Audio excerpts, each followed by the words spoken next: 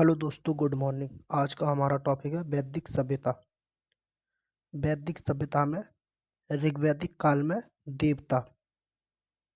Number 1, आर्य शब्द का use ऋग्वैदिक काल में कितनी बार हुआ है? तो आर्य शब्द का यूज ऋग्वैदिक काल में 33 बार हुआ है। नंबर 2, इंद्र शब्द का यूज ऋग्वैदिक काल में 250 बार हुआ है। इंद्र देवता के लिए 250 मंत्रों का यूज किया गया है। अग्नि के देवता के लिए मंत्रों का यूज 200 बार हुआ है। विष्णु के देवता के लिए मंत्रों का यूज 100 बार हुआ है। शिव के लिए मंत्रों का यूज 3 बार हुआ है। सिंधु नदी का यूज 55 बार हुआ है। यमुना नदी का यूज ऋग्वैदिक काल में 3 बार हुआ है। गंगा नदी भारत की सबसे लंबी नदी है। इसका यूज ऋग्वैदिक काल में 1 बार हुआ है। सरस्वती नदी सबसे पवित्र नदी है। इसका यूज ऋग्वैदिक काल में 50 बार हुआ है। वैदिक साहित्य, वैदिक लिटरेचर। जिस समय वेद लिखे गए थे उस समय को वैदिक साहित्य कहते हैं। उपनिषद या वेदांग को लिखने का क्रम क्या है? उपनिषद और वेदांग को लिखने का क्रम। नंबर 1, वेद। नंबर 2, ब्राह्मण ग्रंथ। नंबर 3, आर्य। नंबर 4, उपनिषद। उपनिषद का अर्थ क्या है? उपनिषद का अर्थ है गुरु के समीप या पास बैठकर शिक्षा प्राप्त करना। उपनिषद की कुल संख्या कितनी है? टोटल नंबर ऑफ उपनिषद। उपनिषद की कुल संख्या 108 है।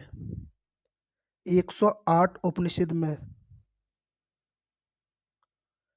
108 उपनिषद में मुख्य उपनिषदों की संख्या 13 है। 108 उपनिषद 108 उपनिषद में 4 उपनिषद सिर्फ गद्य में है, ओनली प्रोज। 2 उपनिषद गद्य प्लस पद, प्रोज प्लस पोट्री दोनों में है। 102 उपनिषद सिर्फ ओनली पोइट्री में है। 108 उपनिषद का 3 भागों में विभाजन किया गया है। ए में 4 उपनिषद सिर्फ गद्य ओनली प्रोज में है। 1, कठोपनिषद। नंबर 2, ईश उपनिषद। नंबर 3, श्वेतांबर उपनिषद। नंबर 4, मैत्रेयी उपनिषद। बी में 2 उपनिषद गद्य प्लस पद, प्रोज प्लस पोएट्री दोनों में है। नंबर 1, प्रश्न उपनिषद। नंबर 2, कैन उपनिषद। ये दोनों उपनिषद चंपू काव्य के उदाहरण हैं। सी में 102 उपनिषद सिर्फ ओनली पोइट्री में है। नोट, ऐसी रचनाएं जो गद्य प्लस पद, प्रोज प्लस पोइट्री दोनों में हो उन्हें चंपू काव्य कहते हैं। Very very important. सबसे बड़ा उपनिषद कौन सा है? बृहदारण्यक उपनिषद। बृहदारण्यक उपनिषद में 2 शब्दों का उपयोग किया गया है। शब्दों का यूज, तमसो माह ज्योति, ज्योतिगर्भ में का अर्थ है अंधकार से उजाले की ओर। और नंबर 2, ओम शब्द का यूज किया गया है। सबसे छोटा उपनिषद कौन सा है? मुंडको उपनिषद है। मुंडको उपनिषद मुंडको उपनिषद से लिया गया है सत्यमेव जयते। मुंडको उपनिषद से लिया गया है। सत्यमेव जयते एक राष्ट्रीय वाक्य है। बृहदारण्यक उपनिषद में किस किस के बीच संवाद या बातचीत की गई है? सबसे बड़ा उपनिषद बृहदारण्यक उपनिषद है।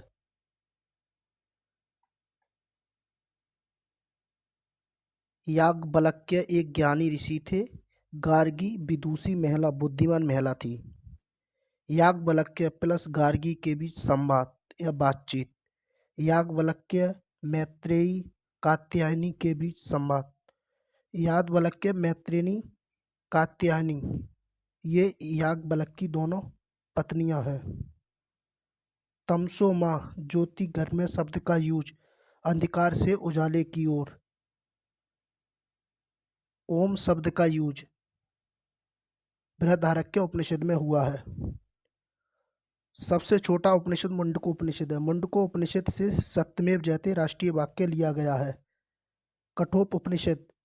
कठोपनिषद में यम और नचिकेता के बीच संवाद या बातचीत। यमराज।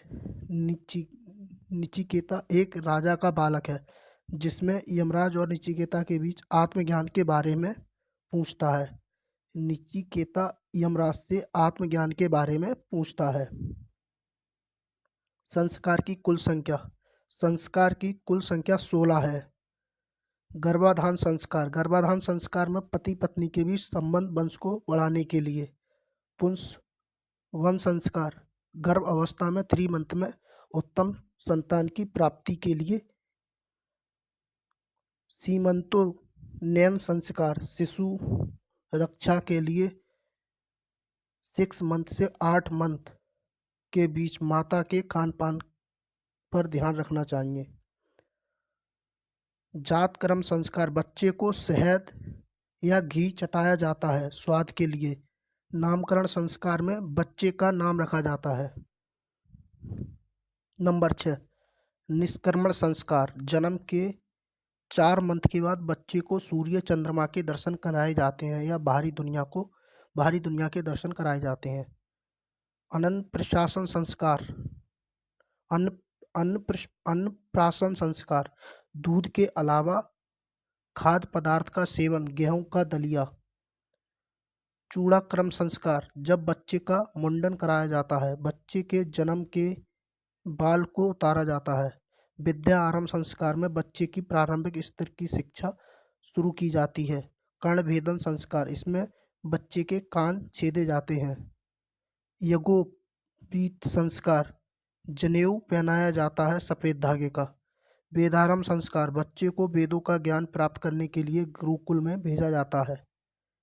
केशांत संस्कार बच्चे की पूर्ण शिक्षा के बाद गुरुकुल से विदाई। समावर्तन संस्कार गृहस्थ आश्रम में प्रवेश, घर गृहस्थी के बारे में। विवाह संस्कार शादी कराई जाती है। विवाह संस्कार में शादी कराई जाती है। अंत्योदृष्टि संस्कार मृत्यु के बाद की विधि या श्राद्ध संस्कार की विधि। अंत्योदृष्टि संस्कार में मृत्यु के बाद की विधि या श्राद्ध संस्कार की विधि। एग्जाम में यहाँ से प्रश्न पूछे जाते हैं। सबसे पुराना वेद कौन सा है? ऋग्वेद है।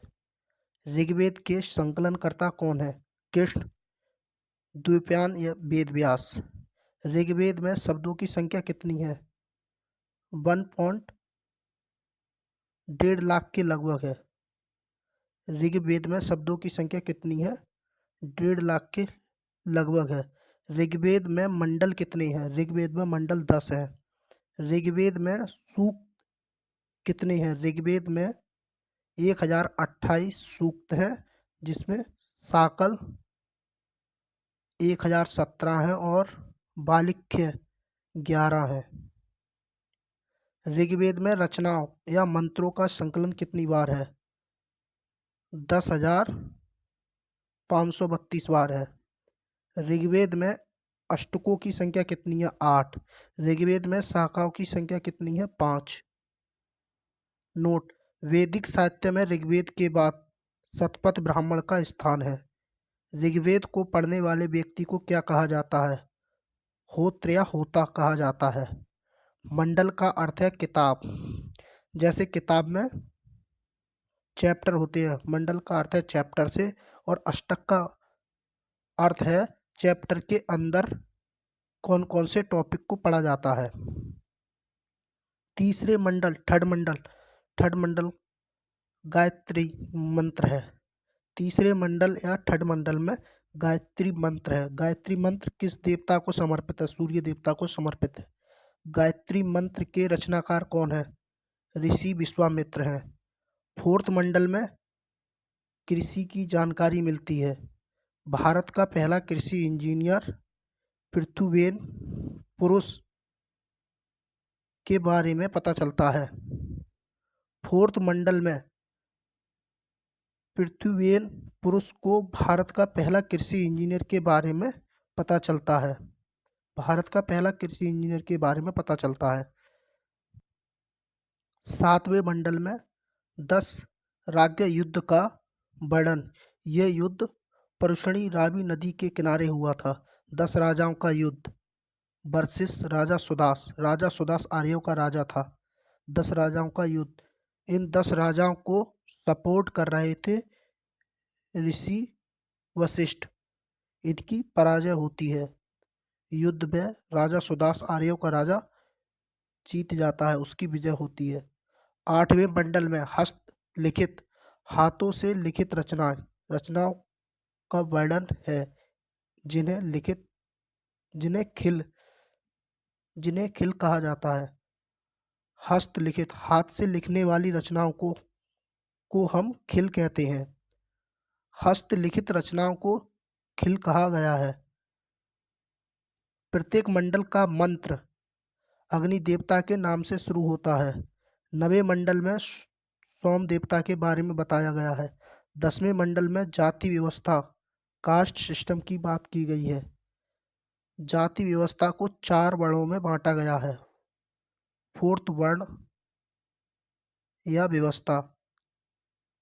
चतुर्थ वर्ण व्यवस्था को पुरुष सूक्त बताया गया है या रखा गया है। जाति व्यवस्था, कास्ट सिस्टम।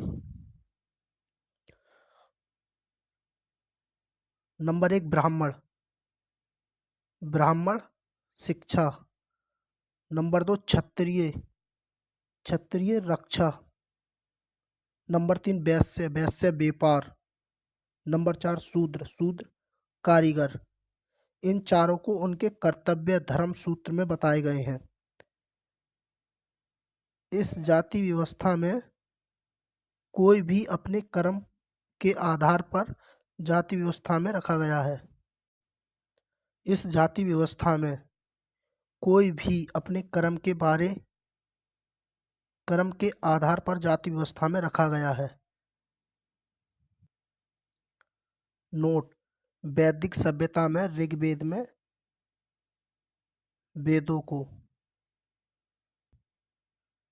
वैदिक सभ्यता में ऋग्वेद में वेदों को जाति व्यवस्था, कास्ट सिस्टम को जन्म से आधारित नहीं थी, बल्कि कर्म पर आधारित थी। ऋग्वैदिक सभ्यता में ऋग्वेद में वेदों की जाति व्यवस्था जन्म से आधारित नहीं थी, बल्कि कर्म पर आधारित थी। प्रथम बार वर्ण का उल्लेख पुरुष सूक्त में मिलता है। वर्ण शब्द का अर्थ है जाति से।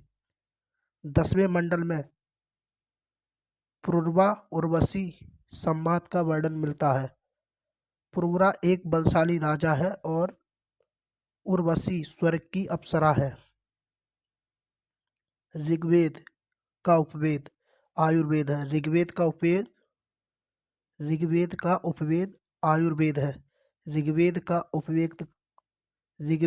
उपवेद क्या होता है? आयुर्वेद। सुश्रुत के अनुसार अर्थवेद का उपवेद क्या है? आयुर्वेद। ऋग्वेद की रचना पूर्व वैदिक काल में हुई थी। पूर्व वैदिक काल में लिखने की विधि या शुरुआत हुई थी। ऋग्वेद की रचनाओं का संकलन या पूर्ण ऋग्वेद की रचनाओं का पूर्ण संकलन कार्य उत्तर वैदिक काल में हुआ है। ऋग्वेद की रचना पूर्व वैदिक काल में लिखने की विधि की शुरुआत हुई है।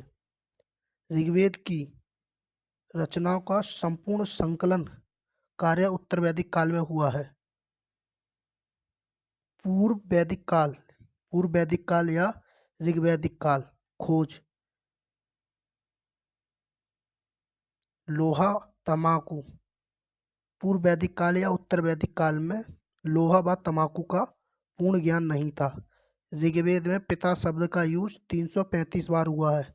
गंगा शब्द का यूज 1 बार हुआ है। कृषि शब्द का यूज 33 बार हुआ है। आर्य शब्द का यूज 33 बार हुआ है।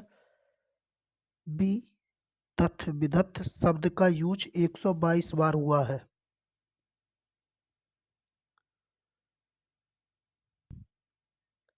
विदथ का अर्थ है कबीले का प्रमुख, हेड होता था।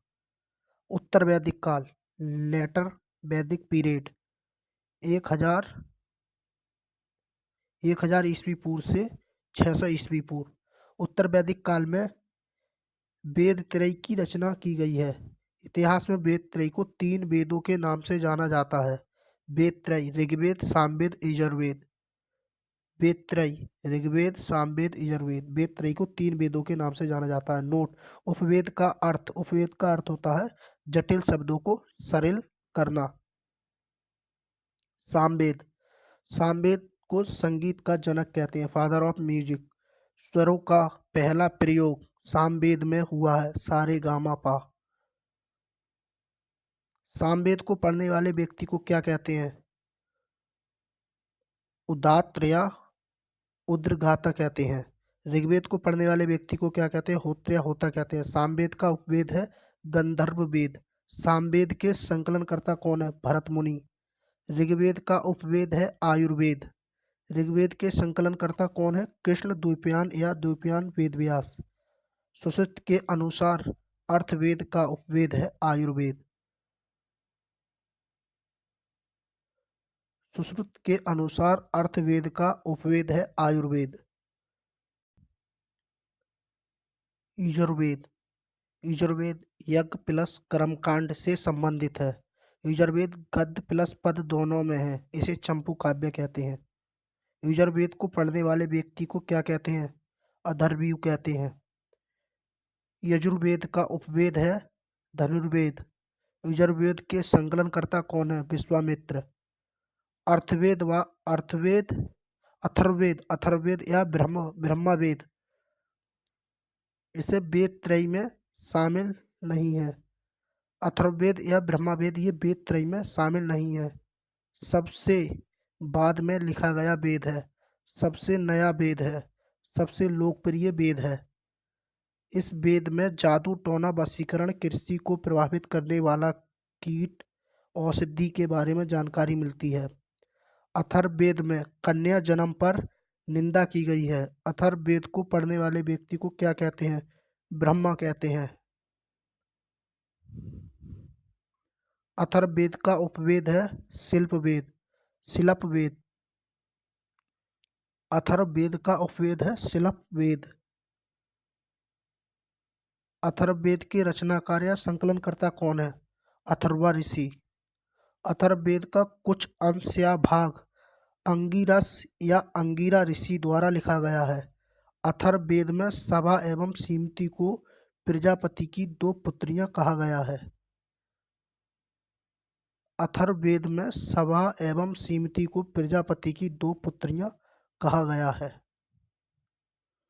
जितने भी वेद हैं उनके ब्राह्मण ग्रंथ हैं। जितने भी वेद हैं उनके ब्राह्मण ग्रंथ भी हैं। ब्राह्मण ग्रंथ का अर्थ है उपवेद से भी वाक्य को सरल बनाना।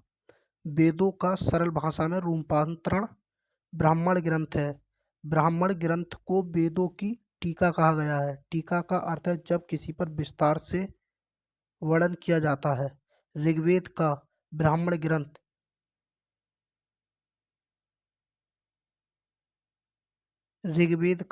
ग्रंथ है ऐत्रेय, संख्यायन, कोशीतकी। सामवेद का ब्राह्मण ग्रंथ है पंचविश या प्रौढ़ या षड्विश या जैमिनी आर्षे। यजुर्वेद का ब्राह्मण ग्रंथ में 2 शाखाएं हैं।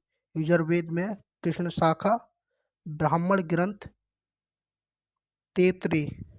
शुक्ल शाखा ब्राह्मण ग्रंथ शतपथ। अथर्ववेद का ब्राह्मण ग्रंथ है गोपथ। इंपॉर्टेंट फैक्ट्स, महत्वपूर्ण तथ्य।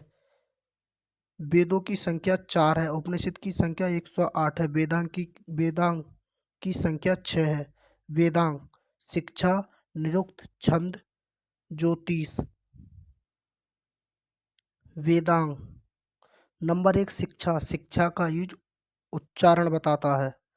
नंबर 2 कल्प कल्प का यूज किस मंत्र का प्रयोग किस काम में करना चाहिए? नृत्य का यूज वेद की आत्मा या शब्द का प्रयोग। छंद का यूज रचना का ज्ञान। ज्योतिष का यूज ग्रह नक्षत्रों का ज्ञान। व्याकरण का यूज व्याकरण को जानने वाला। अष्टाध्यायी के लेखक कौन है? पाणि। पाणि ने एक बुक लिखी जिसका नाम है अष्टाध्यायी। पाणि प्रथम व्याकरण व्यक्ति थे। व्याकरण हमें सबसे पहले शब्द रचना करनी सिखाती है, बाद में वाक्य रचना करना सिखाती है। अष्टाध्यायी के बाद रामायण को लिखा गया। रामायण के रचयिता कौन है? महर्षि वाल्मीकि। रामायण को सबसे पहले संस्कृत भाषा में किसने लिखा? महर्षि वाल्मीकि ने। रामायण को अवधी भाषा में किसने लिखा? गोस्वामी तुलसीदास ने। रामायण को तमिल भाषा में किसने लिखा है?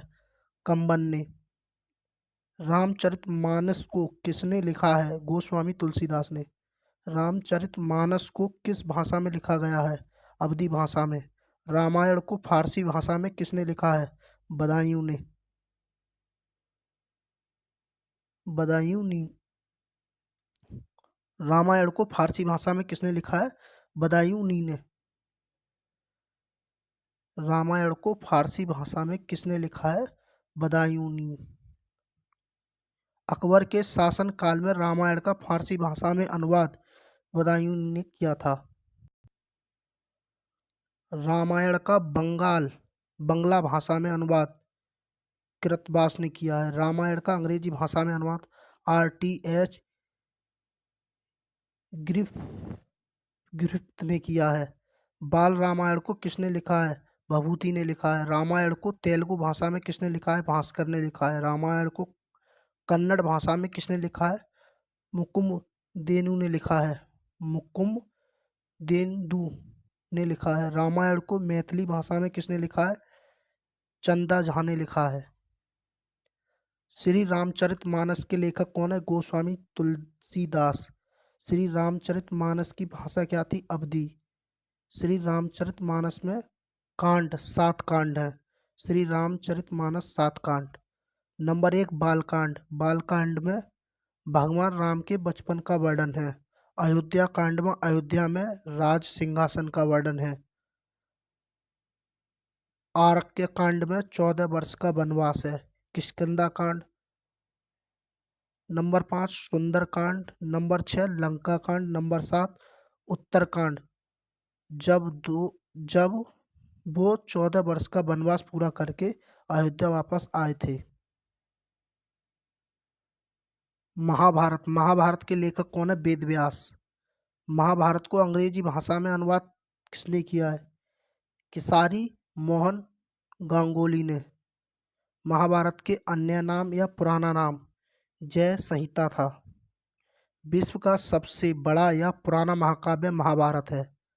पुराण के लेखक कौन है? लोम, हर्ष एवं उनके पुत्र अग्रसर्वा। पुराणों की संख्या कितनी है? 18। पुराणों की संख्या कितनी है? 18। सबसे पुराना पुराण कौन सा है? मत्स्य पुराण।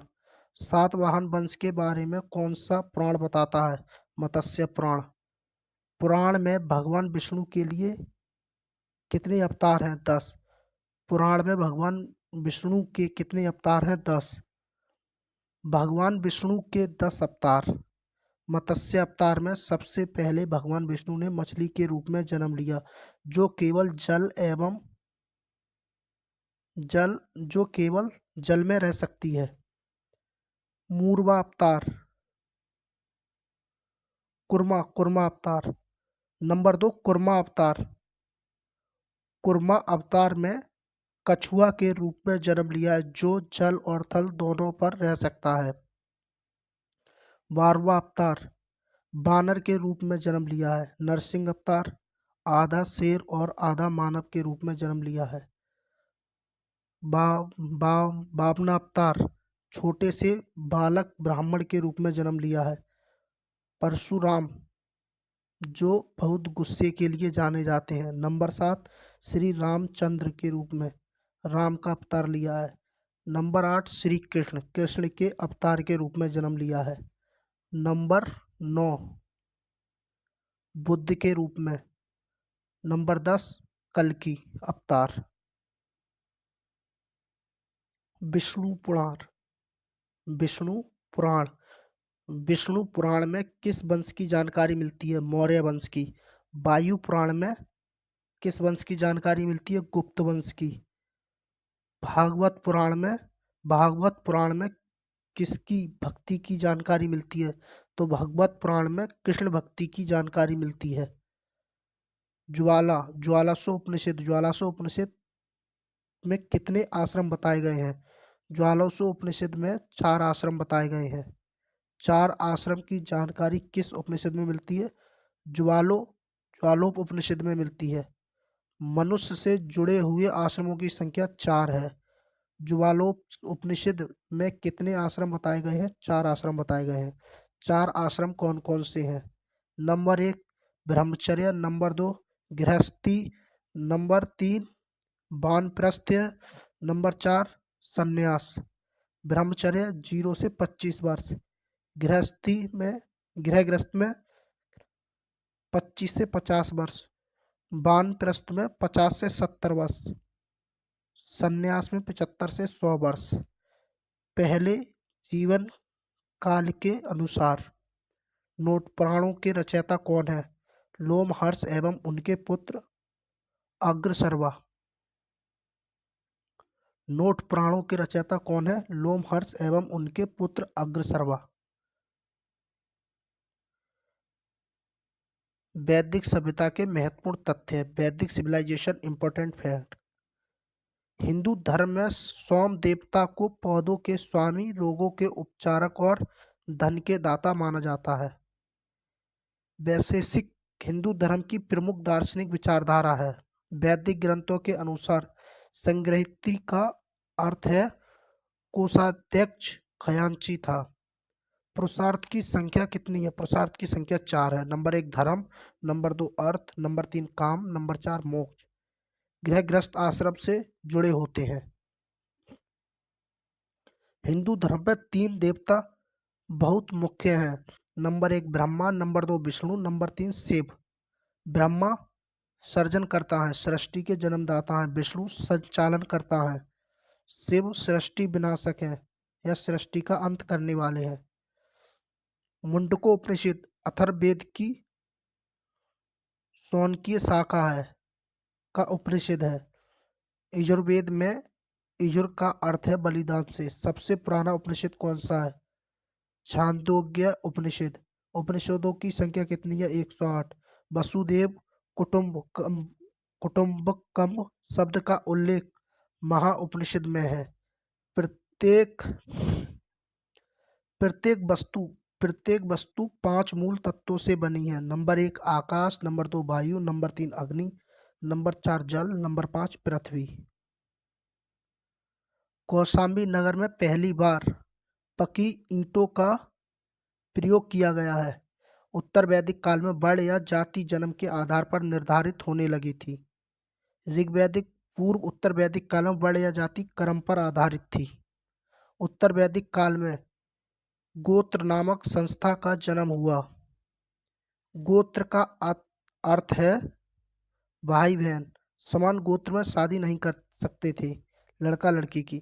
वैदिक काल में सर्वाधिक महत्वपूर्ण पशु घोड़ा था। वैदिक काल में आर्य लोग धार्मिक अवसरों पर किसका सेवन करते थे?